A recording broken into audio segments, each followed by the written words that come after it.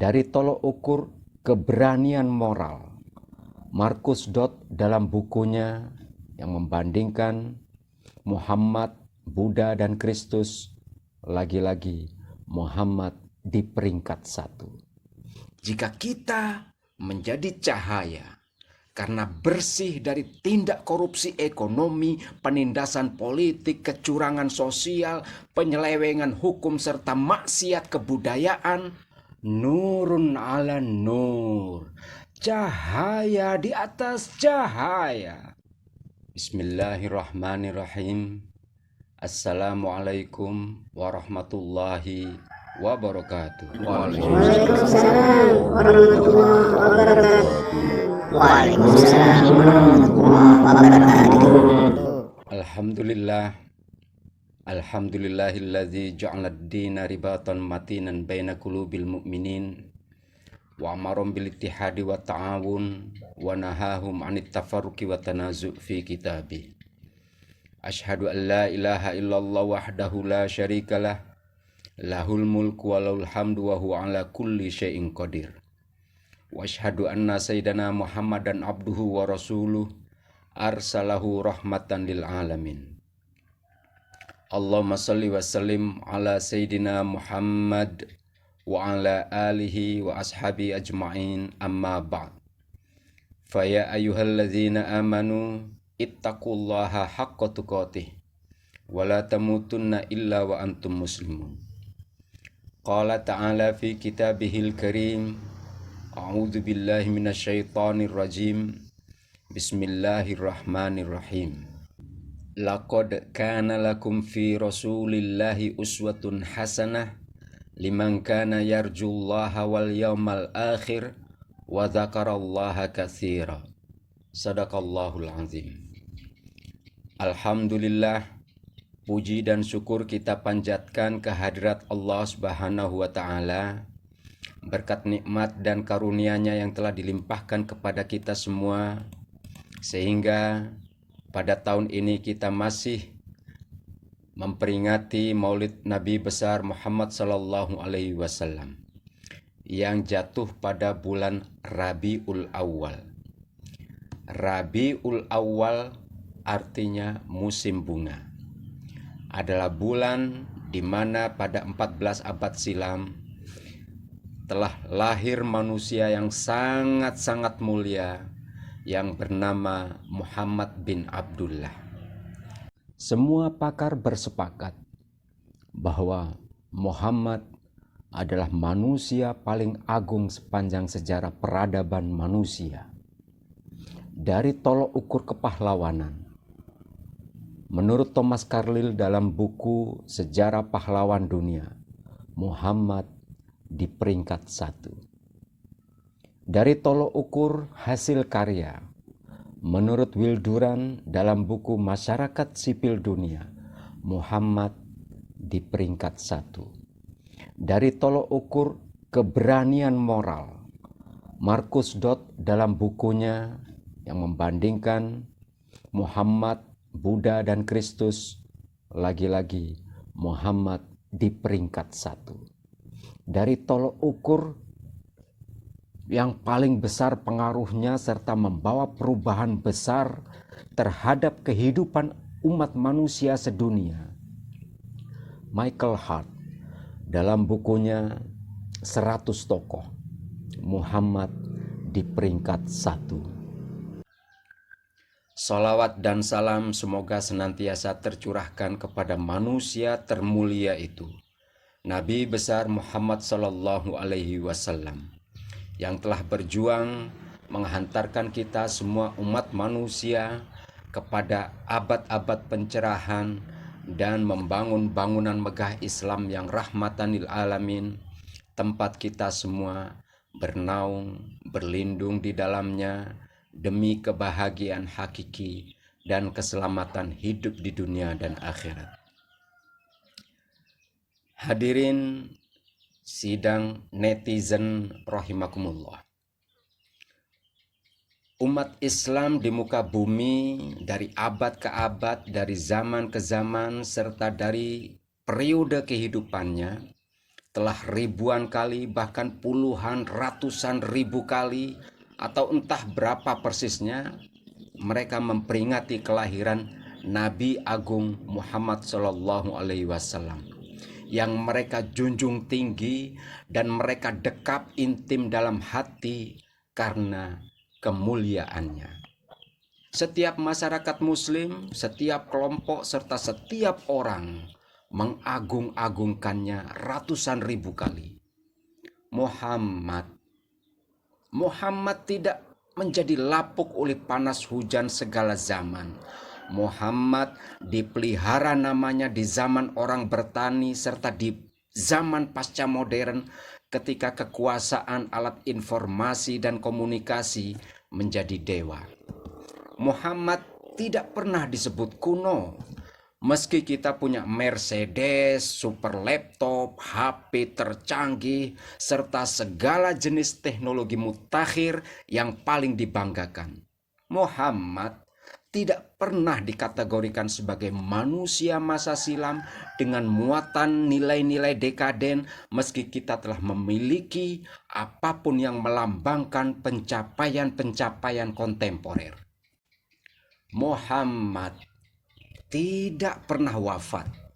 Muhammad senantiasa hadir kembali. Muhammad senantiasa lahir dan lahir dan lahir kembali. Memunculkan dirinya dalam setiap konteks pemikiran, manifestasi peradaban dan kebudayaan, serta dalam setiap produk dan ungkapan kemajuan. Muhammad tidak pernah mati, kecuali darah, daging, dan tulang belulangnya yang telah manunggal dengan tanah. Badan Muhammad telah bertauhid dengan hakikatnya, yakni tanah itu sendiri. Muhammad yang hidup sekarang bukan lagi jasmaninya itu, karena telah ditransformasikan ke dalam wujud-wujud yang lembut dan hakiki. Setiap transformasi selalu berlangsung dengan pengurangan, penambahan, perubahan, dan pergeseran. Darah daging Muhammad tidak terbawa sampai kepada kita zaman now, apalagi ke negeri Allah yang hakiki kelak. Tidak. Muhammad yang abadi, yang mengabadi, atau menjadi keabadian, dan hari-hari ini melintasi kehidupan kita terbuat dari segala yang dilakukannya semasa jasmani Muhammad masih hidup dulu. Wajah Muhammad kini terdiri atas seluruh nilai perilakunya dulu. Cahaya wajah itu terbuat dari sujud-sujud sembahyangnya. Badannya terbikin dari amal bajik beliau selama terlibat menghancurkan kebudayaan jahiliyah. Kaki dan tangan beliau dirakit dari pahala dan jasa sosial yang kelak menolong beliau memperoleh tempat paling khusus di surga Jannatun Naim. Demikian juga kita kelak. Daging kita akan rapuh, kulit meriput, rambut memutih, dan seluruh badan kita akan musnah menjadi debu material yang hina. Badan dan identitas kita selanjutnya dibentuk oleh sistem assembling dari pilihan-pilihan kelakuan kita, dari kepribadian dan sikap sosial kita, dari barang-barang yang kita amalkan atau kita korupsi, dari segala sesuatu yang kita Islamkan atau kita curi. Teologi Islam telah memandu kita bagaimana memilih assembling diri masa depan yang terbaik dan mulia. Filosofi Islam membimbing kita untuk merancang jenis kemakhlukan macam apa kita akan menjadi kelak.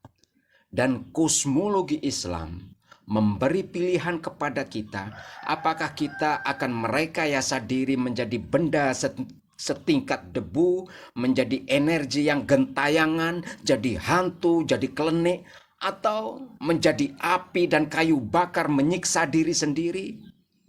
Atau alhamdulillah, kalau kita lulus menempuh transformasi dari materi ke energi, ke cahaya. Jika kita menjadi cahaya karena bersih dari tindak korupsi ekonomi, penindasan politik, kecurangan sosial, penyelewengan hukum, serta maksiat kebudayaan, maka insya Allah itulah yang bernama tauhid. Menyatu dengan Allah. Allahu nurus samawati wal ard. Mathalu nurihi kamishkatin fiha misbah. Al misbahu fi zujajah. Az-zujajatu ka'annaha kaukabun durriyu yuqadu min syajaratin mubarakatin zaitunatin la syarqiyah wala gharbiyah. Yakadu zaituha yudhi'u walau lam tamsas hunar. Nurun ala nur. Cahaya di atas cahaya.